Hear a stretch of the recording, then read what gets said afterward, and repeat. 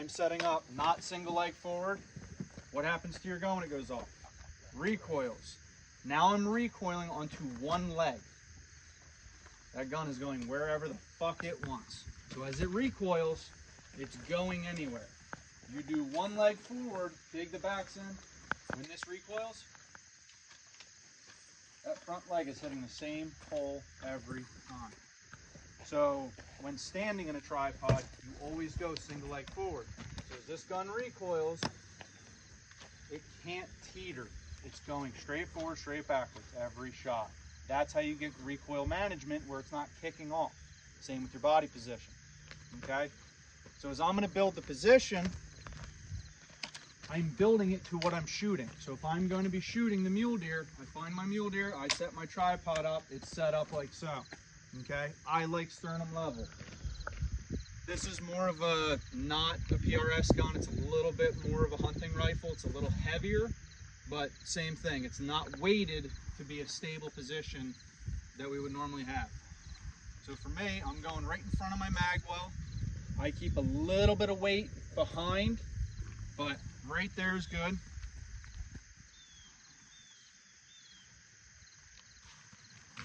So, oriented to my target. Now, I carry off of a sling. This is my sling I put on my rifle and I carry my gun over my shoulder, right? When I get to my position, who here doesn't wear a belt when you put pants on? Right? QD mount up front. You can either do a carabiner or a loop.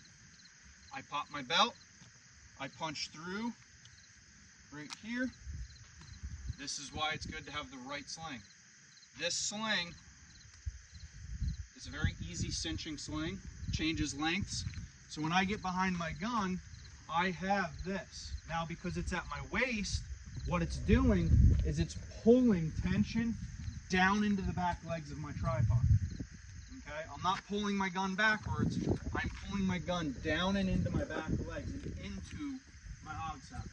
Okay, so as I build my position, it's the same as the tank trap. I go a little wider for this because I get a little bit lower. I go wide with my feet and pigeon toe in. When you pigeon toe, it locks your knees out.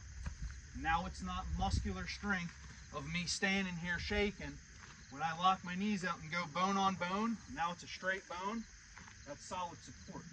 Now I'm not muscular tension, I'm bone tension. Bone tension does not get tired, muscles do. So I go pigeon toes in, come into my rifle. Now with my left hand, I take my sling, and from here, I'll go till I'm tight.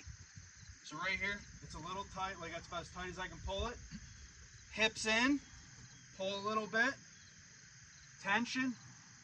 Now that's tight. If it's not tight enough, give it a little bit more. Okay? So actually, come on up here. It's pretty loose, right? Go ahead, push the gun around nice and loose. Now if I just grab my gun and hold right here, how loose is that gun? Good. No, like the whole gun. It's loose. Like not much tension, right? So if I tighten in, well, it's rigid. It's not moving, right? No. That's using the tension of your sling, pulling everything down and in to the ground, okay? So this is building that standing position. So from here, I'm finding my target, mule deer, pigeon toes, pushing a little bit of weight into my tripod, come tight, hips in. Now I'm tightening this. With my left hand, same thing. I don't want bend or muscular tension. I'm going to lock my arm out, come underneath, and I'm going to put my hand on this leg. From here, no muscular tension, it is all bone on bone. And from right here, same as your upper position when you're in the prone. From here, all it is bang, everything's up here. I can get to all my dials from right here, and I never have to break a position. Make sense? This is why the right setup for the right gear and looking into the right slings, the right heads, everything makes a huge, huge difference.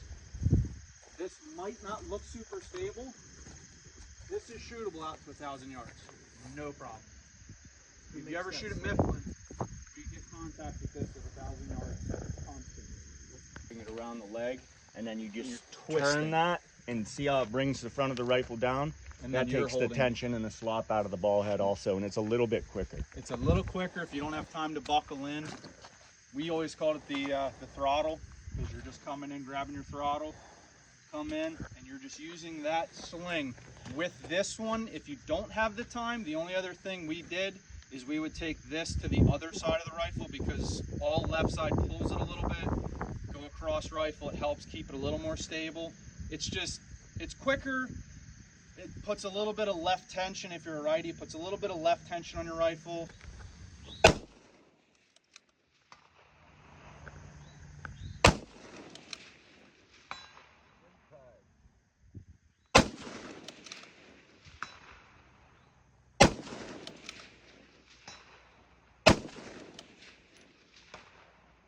As you can see, it's pretty stable.